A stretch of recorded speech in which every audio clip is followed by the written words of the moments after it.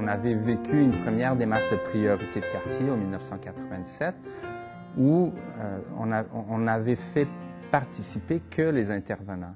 Donc là, à l'automne 2005, il y avait clairement une nette distinction, une nette différence par rapport à ce qu'on avait vécu dans le passé, parce que là, on voulait vraiment intégrer les citoyens. Nous avons tenu une assemblée publique pour lancer la démarche. Il y avait eu de la promotion avant et il y a eu une soixantaine peut-être de citoyens qui se sont présentés. L'initiative qui était coordonnée par CDC, mais avec laquelle il y avait les autres partenaires comme la CEDEC, l'arrondissement, la SODER, puis le C3S. Le lancement servait donc à informer les gens sur ce qui était en train de se mettre en marche, l'idée que les citoyens et citoyennes étaient pour être consultés à nouveau, mais aussi pour inviter des citoyens et des citoyennes à faire partie d'un comité qui s'appelait le comité aviseur.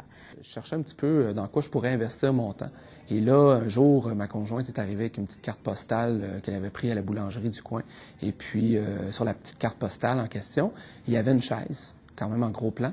Et puis, c'était indiqué « Citoyens, prenez place ». Et là, ça m'avait interpellé.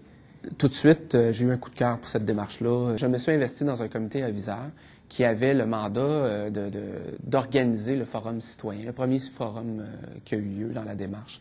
Et on devait accompagner cette démarche-là.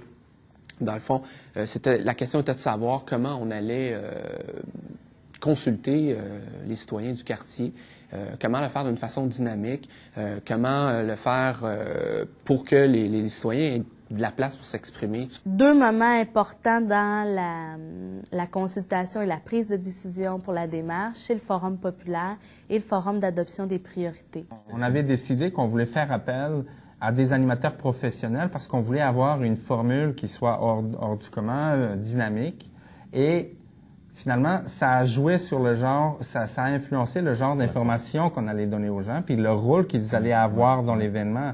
Donc, au départ, on aurait peut-être eu des réflexes naturels d'aller voter en avant. Exact. Ben, ça a été différent.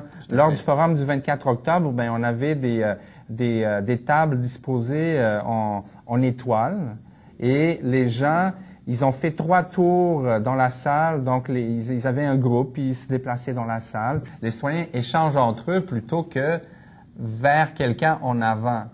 Donc, ils ont pensé la démarche, c'est-à-dire du forum populaire, pas en fonction de nos objectifs d'information, mais en fonction d'une animation, d'amener les gens à s'approprier les enjeux, finalement. Au comité aviseur, on a été plusieurs citoyens à manifester l'envie de poursuivre. Puis on voulait, dans le fond, participer jusqu'au bout, donc aller vraiment jusqu'à travailler les sites de quartier. Le logo que vous aviez fait, vous autres les intervenants, je pense que vous n'aviez pas vu toute la portée que ce logo-là pouvait avoir quand vous avez mis une chaise avec « Citoyens, prenez place ». Et les citoyens qui s'étaient présentés au comité aviseur avaient ça en tête. Et quand ils étaient arrivés puis qu'ils s'étaient fait dire, bien, vous nous accompagnez dans le processus, vous nous dites vos opinions, mais après ça, on continue tout ça. À ce moment-là, c'est là que les citoyens ont senti que, oups, finalement, on prenait pas place, là. Puis nous, prendre place, ça voulait dire continuer, puis influencer la démarche, puis la poursuivre, tout ça. Et ce logo-là, ça a été quelque chose de très fort. Ça a été un outil rhétorique bien puissant. Ça nous a permis de réussir à convaincre les intervenants qui étaient autour de la table. Quand on est arrivé avec le logo, on a dit, regardez, c'est écrit « Prenez place ». Puis nous, on est arrivés ici parce qu'on sentait qu'on pouvait prendre place. Donc, on venait de repousser les limites qu'on s'était fixées, nous, les intervenants, c'est-à-dire les citoyens nous donnent leur avis et on prend leur avis et puis on en tient compte comme un avis parmi plusieurs autres. Et puis, après ça, on a les priorités que nous allons mettre en place. Puis là, ça a été, les citoyens sont là sur toute la longueur.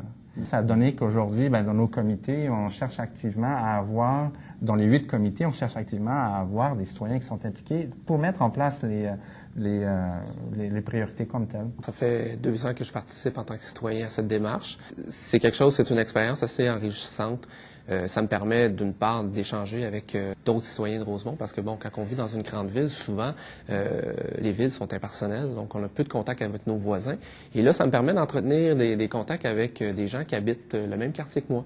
Ça me permet d'échanger aussi sur notre vision du quartier. Les citoyens du comité aviseur ont vraiment été des agents multiplicateurs. Ils ont été des porte-parole de la démarche dans le quartier. Ils en ont parlé avec leurs voisins et leurs amis. Ils ont activé leur réseau.